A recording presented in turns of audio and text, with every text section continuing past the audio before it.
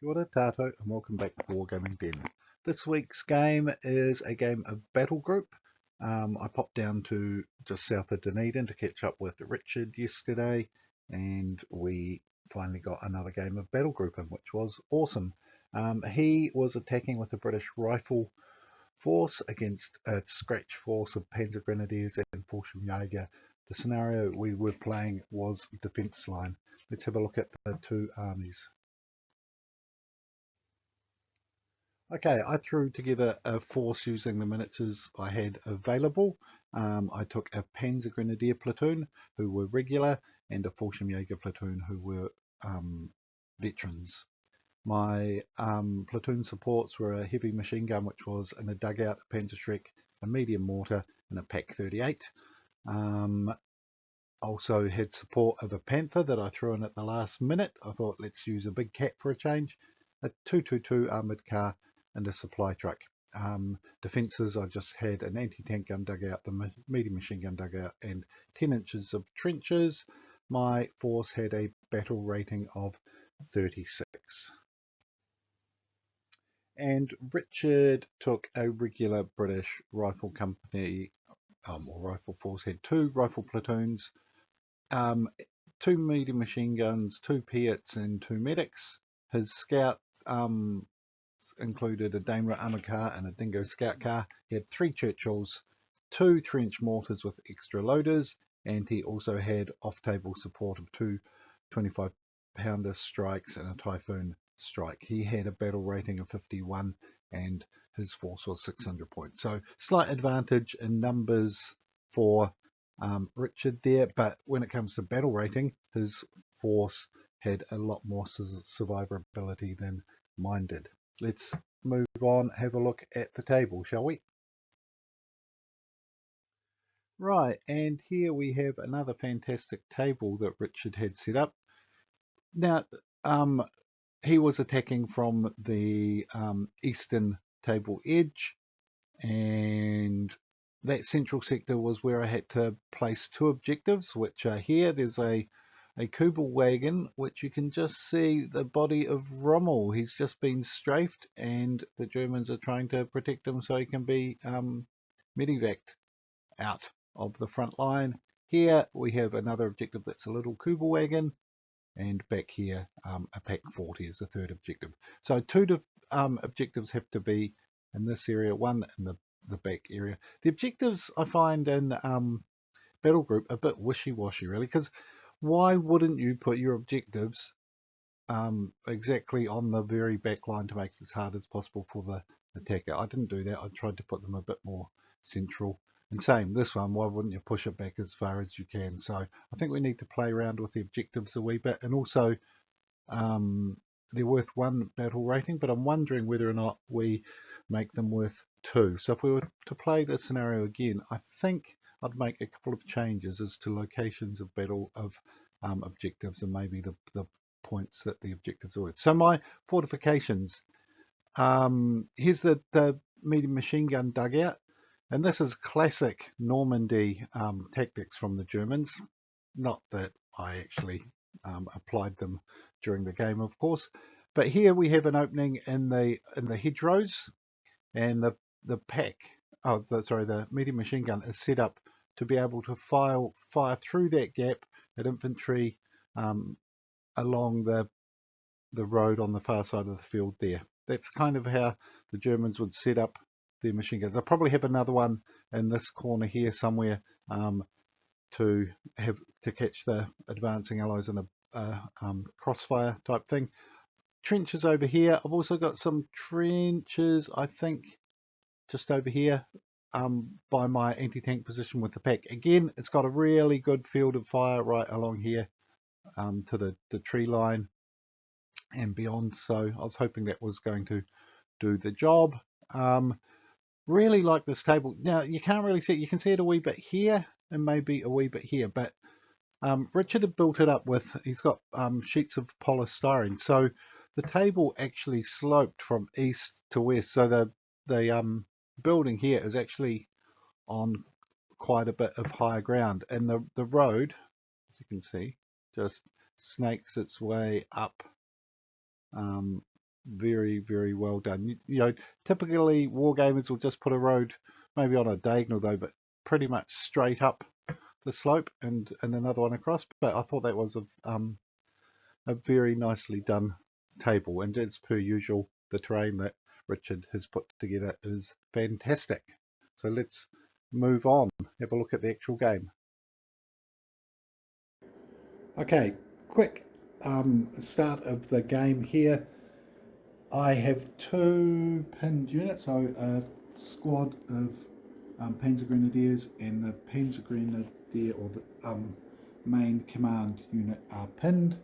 The British are just appearing on the horizon, and Richard gets turn one. Right, and here's just a little photo of the end of that. Now, I made a pretty serious mistake that we only realised as we started turn one. I forgot that German squads are split into two teams for Battlegroup. So I deployed my squad here and my squad here, but they really should have been a rifle squad and a machine gun team. So they should have actually been two deployments each. So once we realised this, I took this squad off actually and just kept these guys back here. That's where the Pak 38 is. Panzer Shrek was up here in ambush, and you can see the first three turns now. You can see the rises quite nicely here, just gentle rises. This is dead ground and behind them. Here there's a British rifle section down in the dead ground. That's the Daimler Scout car. May have been another, I think the Dingo Scout car's over here, and another rifle section here. Richard starts with his reconnaissance and I think he rolled a d6 to see how many other additional units could come on with them, and got no further reinforcements till turn 3. And my turn, my deployment, I think also got to roll to see how many units I could put on, because I've actually got another squad up here, you can see hidden against the edge of the field, and they all had to be deployed in that forward defence zone where the two objectives are, and my reserves weren't going to come on till turn 5 onwards, and that's where I put my forward HQ, because they had to be in the forward area as well. So yeah, actually not a great deal of action in the first 2 or 3 turns really, because Richard was just I think he ends up moving up into this wooded area in this wood here, and I retreat my Panzer Shrek out of harm's way, because he was just waiting till the bulk of his forces came on. So I think it was actually about turn 5 or 6 before there was any serious fighting. There was the timed strikes at one point, but anyway, we will get on and actually have a look at the game. I'm just waffling.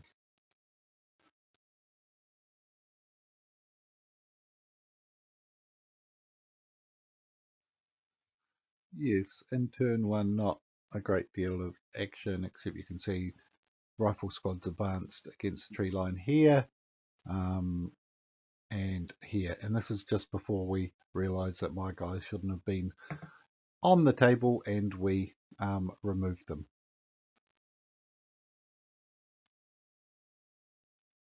Yep, and as you can see, not a great deal of action so far. So my Panzer Shreks retreated back there. British had advanced into this wood area. The Daimler, at one point, Richard did consider putting him out here, but the Pak 38 actually had a line of sight just in its firing arc along here. Potentially, the other infantry have just advanced. That's his scout car that he was using, just being able to, just out of sight of my Pak 38 really, but able to call in mortar strikes in this area.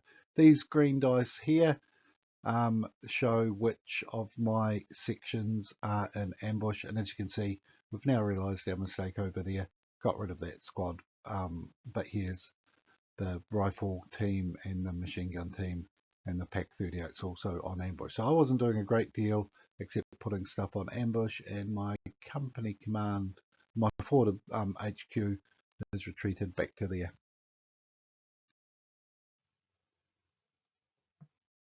Right, turn 4 things got interesting. Richard sent in his two 25-pounder strikes. On my right flank, he managed to kill a team here. Or sorry, yeah, yep, a man. He killed a figure there, pinned and killed a man in the machine gun squad and pinned them. Also pinned the Panzer Shrek over there. Then his second strike was even more effective. He pinned the Pack 38. I actually brought the wrong model. I brought the Pack 3897 or whatever, the French version, by mistake. I built two of them not so long ago. These two teams up here were also pinned, as was the platoon HQ, which was rather unfortunate. In my turn, I tried to rally, took a counter, and only got a rally 1, I think, and may have rallied the Pack 38. I was worried that the Churchills were about to appear. Interesting point. I took 4 attempts to rally during the game. 3 of them I rolled 1s. In the first, before I'd actually taken any casualties from fire, I'd rallied, lost any units. And had to take a battle chit. I had I'd drawn 3 rally chits and rolled 2 1s. And I think the highest one, the third one, might have been a rally 2 or a rally 3. So I didn't have too much luck with my rallies. But after those 3 chits, I was already sitting on 10 battle rating and hadn't actually taken any casualties. So that was a rather amusing little aspect of that particular game, but lots of fun. And yes, the British not really advancing too quickly. We are on turn 4, really just waiting for his armor reserves, etc., to start to arrive, really. So hasn't really moved beyond this wooded area, hasn't got up to the front of it so that I can open fire. My units over here are still on ambush. My mortar was in a shell scraping here. I think you can't see it, but there is a 2-pounder creeping through the trees. It has quite an interesting impact on the game shortly. And my other units are just over there. You can just see one of my pinned markers. But yeah, not a great deal of action so far. Rather a cautious, circumspect start to the game.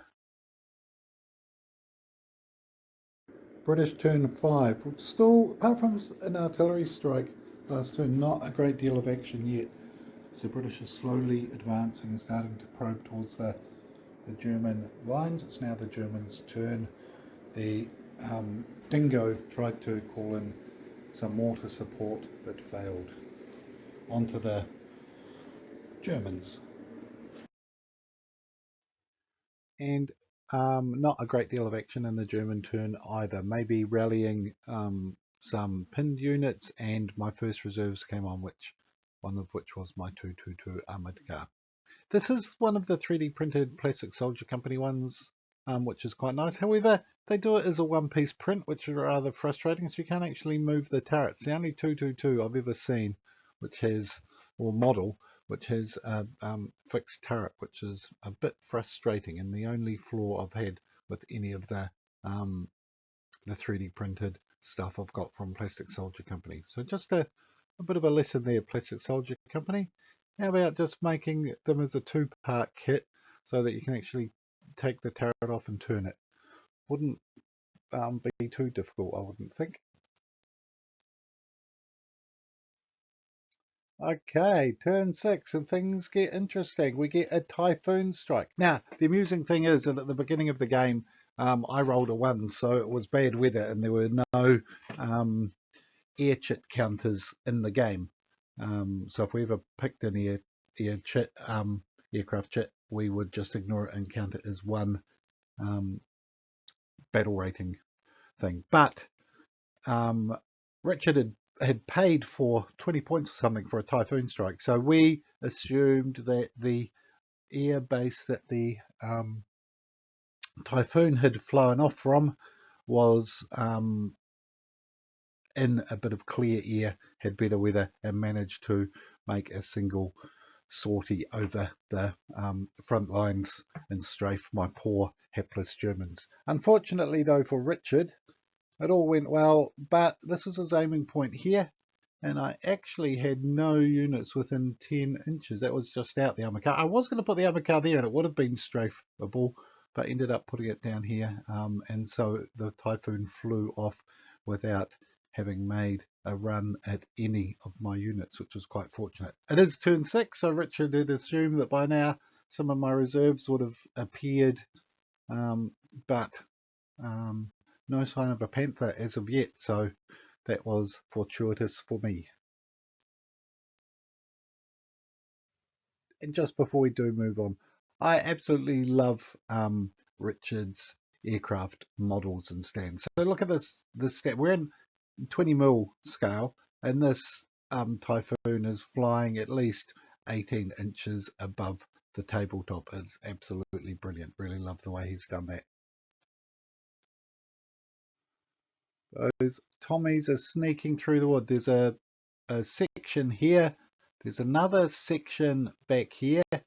But also, what's this? A 2-inch mortar. Surely they can't be up to any mischief. Turn 6 from the British.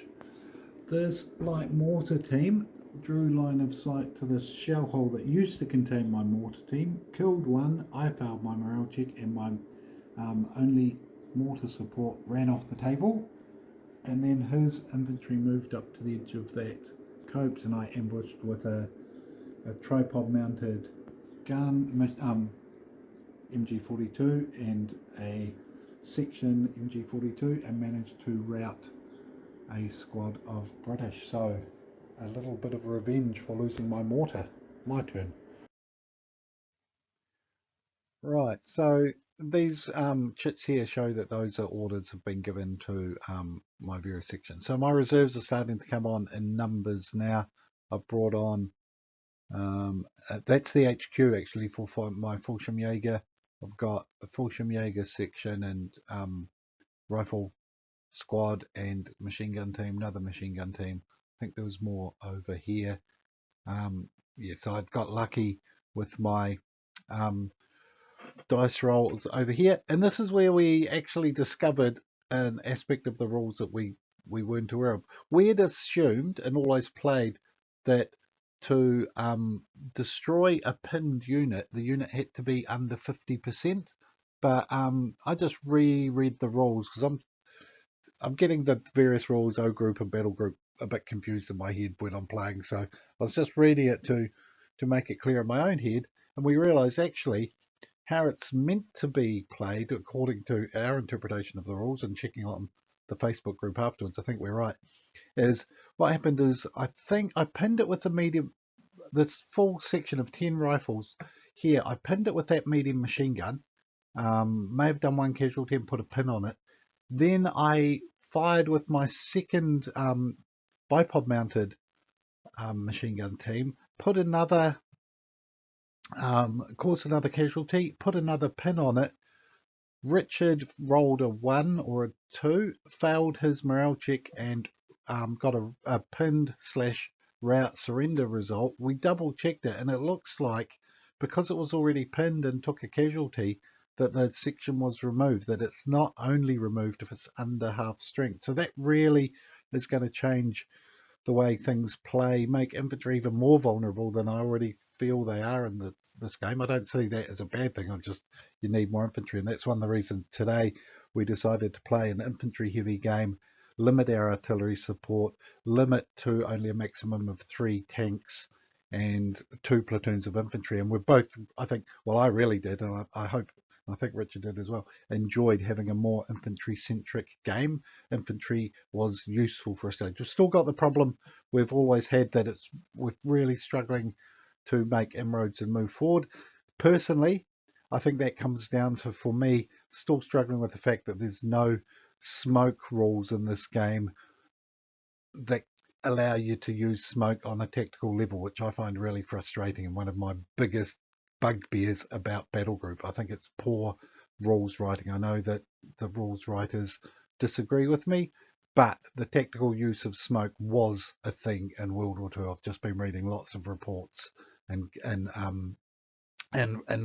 later in the war and Rhine crossing, etc., where the British were using smoke tactically. Because what really, if Richard was able to lay a smoke screen along here with artillery or something, he could neutralize or limit the effectiveness of my machine gun teams and actually push forward this way more. The lack of smoke rules means that even though yes, you've got a roll to spot with each shot, etc., to me it doesn't do the game any justice by not having meaningful smoke rules. Actually, it is a gripe, as this little rant is saying. But anyway, where are we? Where did I get to? Yeah. So anyway, so I actually killed that section when it only had taken 2 losses and still had 8 men in it. So that was a bit of a surprise. And we checked after the game, and we're pretty sure the way we played it today, which is not the way we usually play it, was correct. And that's that nasty little light mortar team. He was just able to draw a bead through the opening there and get me in my shell hole. And I had just realised how vulnerable my machine gun team is, and in my turn, I was going to bug out and head back here with him and redeploy, but alas, he got a direct hit by a little 50mm British mortar, or 2-inch mortar. Good play, Richard. Anyway, enough rambling. Let's get back onto the game, shall we?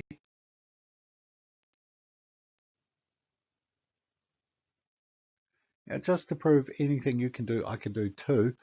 Not really clear here, but just down here, this is on my far left flank, there is a wooded area, and a Vickers medium machine gun had moved down into here. So I fired this rifle team from ambush, I think it was, down at them, or it might have been in my turn. 4 dice to hit, 2 5s and a 6, and a 5 to spot, and I took out the Vickers medium machine gun. So that's revenge, Richard, for taking out my only mortar support in this game.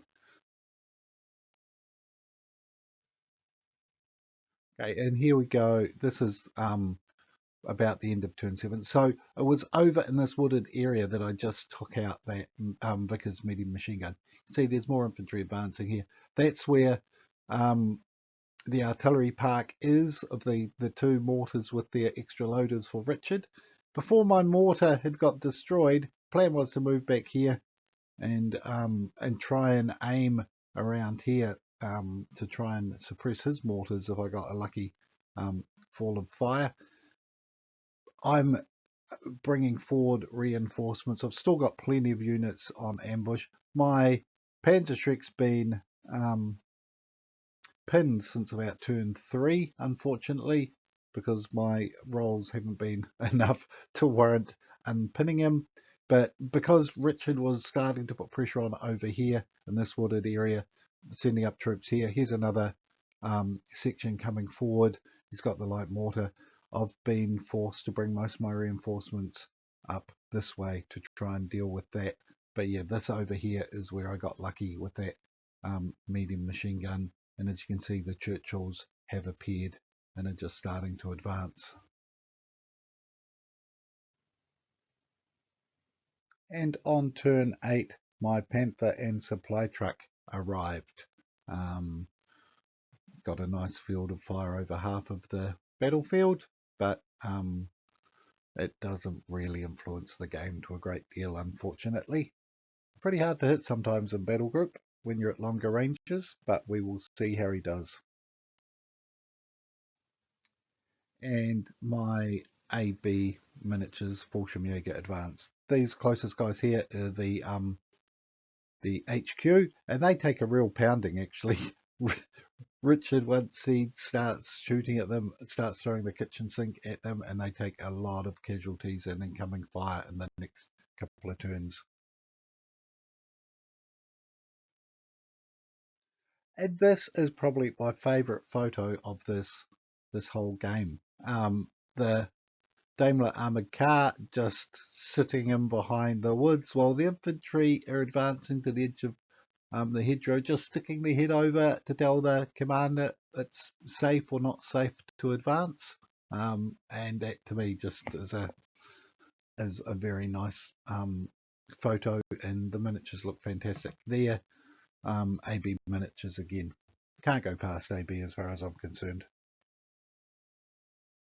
And look, I think this is the same turn. Here's the aiming point for the British mortars, and they put a pin on another machine gun section and also on the 222 armoured car and the supply truck. Those extra loader teams, 2 or 3 turns didn't really do much, but a couple of turns extra loaders worked really well for Richard, and this was quite a successful little mortar strike, though I didn't think it caused any casualties. But in this game, pins are what it's all about. The more units you can pin, the harder it is for your opponent. And things are starting to hot up on my right flank even more. The Panzer Shrek team may have just got rid of its pin at present, finally, because this armoured car is starting to advance. There's another section of riflemen in here. That's another Vickers medium machine gun team, and I think there's another rifle section over here as well. And I'm starting to really feel the pressure on this part of the table. I've still got one ambush though by the looks of that. And just another nice little action shot of the Daimler advancing and the riflemen now in the edge of that copse. I think I really concentrate on them in the next turn and hopefully remove them if I remember correctly. Okay, the battlefield's still looking pretty empty, and Richard is struggling to get forward to a degree. Like there's the Vickers, there's another squad there, squad back here. He's got the squad in there in the armoured car. I've been forced to rush forward reinforcements to this part of the battlefield. There's my medium machine gun, my HQ's in there. The Panther hasn't really hit anyone. The Churchills are hull down, and here Richard was playing this wrong. We figured out afterwards. He was taking bog checks going off over each hedgerow, so he was being lucky to make 1 or 2 inches each turn as he advanced with this one, and one just out of sight over here. Another section of infantrymen approaching though, and over here I'm quite happy how things are going, but I am starting to take casualties, and my battle rating chips are now starting to add up. I think I've taken about 10 points worth of those initial rallies, and I think I'm up to mid-20s, maybe 25 in my chits at present. So I'm looking a wee bit iffy, and I'm looking at Richard's pile and going, looks like he might be on 20, maybe. So I really needed to cause a few more casualties. British turn 8, there was lots of action. The Churchills, one was used as a spotter. This one for the artillery, and that put a casualty. You can just see a German machine gun squad up there and pinned it, and also hit the 222 armoured car, but it survived. This Churchill, I think, fired up and actually knocked out the Pack 38. I think I took a casualty here as well, and the Vickers was trying to spot the infantry up in the tree line over there, but lots of action over on this side actually. The scout car did a reserve broke out of cover. The infantry moved up and I ambushed them, did maybe 3 wounds I think, and Richard has been hammering my platoon command. I've lost 3. I've passed maybe 4 or 5 morale checks though, which has been very handy, and right at the end the Vickers machine gun made its appearance to shoot up at them well, and I failed to spot it with my machine gun. So quite a bit of action on that turn. It is now my turn, and I've got no artillery left, but I do have a Panther. as we move on to turn 9, here's just a bit of a top-down view. So all the action is heating up around these two woods in this corner here. The Churchills are starting to advance. The artillery in the background there, and that's just sniping away. That looks like there's another aim point for a mortar strike. So yeah, so just Richard is just chipping away at me, but hasn't so far managed to get either of the objectives. There's that one there and the Kubel there. I've just got too much return fire when his infantry are advancing. So he's stalled a wee bit, but he is chipping away with his support units. Did you take a chip for the machine gun? Yes, one chip. I got hit by the mortars and lost a machine gun squad, and then got hit by, I think, by the Vickers up here. My command squad lost a team, passed the Call of Duty test, and ran into the windmill for cover. And then right at the end of the turn, this section of British came up here and knocked out my medium machine guns. So my casualties are adding up. I've got 1, 2, 3, 4, 5, 6, 9 chits versus 3 currently. Yikes. In response, I killed the machine gun team. Panzer snuck forward but failed to spot. And so that was about it really. Tried to focus fire over here a bit, but 3 missed spotting that guy there. So on to turn 10.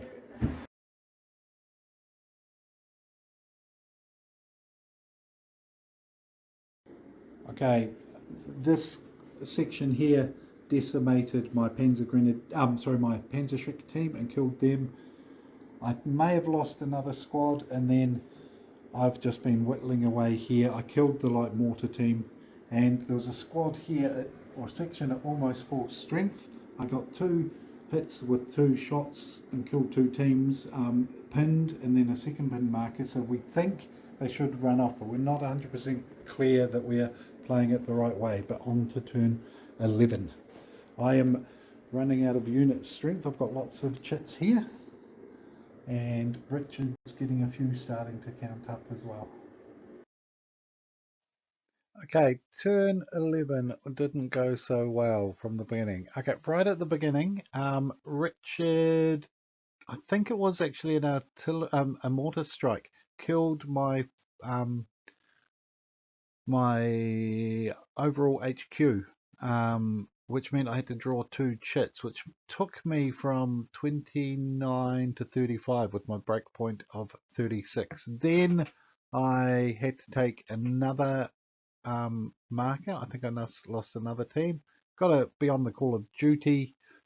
So I used the Panther to fire down at the Churchills, and it rolled 2 ones for spotting. Churchills? What? Churchills. So I'm 1 away from being broken, and things are not looking good. And unfortunately, I took another loss, and meant I had to draw another chit, and I drew a 5, and that meant that my morale broke and I retreated off the table. So I'd done, I think, 20, maybe 22 battle rating worth of damage, but his battle rating was 51. Now we don't declare our battle ratings or anything till after the game, so I had no idea that Richard's force was at a battle rating of 51. I was hoping he was in the 30s like I was, but it was going to be quite hard to pull back from where I was and cause a lot more damage to him. Great game though. We did get a wee bit bogged and stalled. With the way your orders work, it can be really quite hard to coordinate things properly. But overall, I thought Richard did a good job of. He was trying to get Vickers into position, 2 or 3 rifle squads or sections in advance with some support. But when things were looking a bit dicey over here, I was able to filter my reserves in against them and slow them down a bit. But it just kept chipping away. There's a Churchill that's slowly grinding its way. We realised afterwards that they shouldn't have probably made those bogging checks. They should have been able to just drive straight through. Seemed a bit weird that a Churchill, which is so slow, was really struggling to make any forward progress. And the one in the woods especially took them about 3 turns, double moves to grind its way through. So I think we played that slightly wrong. But overall, he just kept the pressure up over here. His artillery was overall really quite helpful, I think he would probably agree. And the fact that I lost my only mortars meant that I wasn't really able to put that chip damage back on him the way that I needed to later on, especially. So happy enough with the way that the game played. Well, actually really happy. And enjoyed using this force, and really did enjoy playing an infantry heavy game. We had 2 platoons each with just 4 tanks and 3 armored cars on table, so the infantry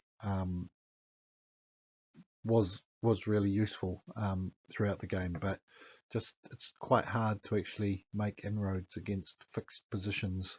And as I said earlier, I think that having some meaningful smoke rules would actually help alleviate that to a degree, even if it was just like mortars and off-table artillery type strikes. Something I don't know whether or not Richard's interested in looking into that, but that's the only area of Battlegroup that I do struggle with. Otherwise, I think the game plays really well.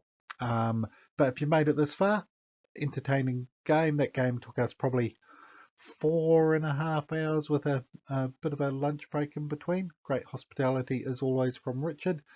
Absolutely love 20mm gaming. It is the true scale as far as I'm concerned. Once I see the table and the figures out, I go, oh, brilliant. Absolutely loved it. So that's enough from me for this game. Hope you enjoyed this. It's going to be probably 6 or 8 weeks. Richard's off on a holiday before too long overseas, and so it's going to be probably 6 weeks, maybe 8 weeks, unfortunately, before I'm able to get down there and have another game. But I'm already looking forward to that. And so until next time, thank you very much for watching. Ka kite anō. Take care. Have a great week. Bye for now.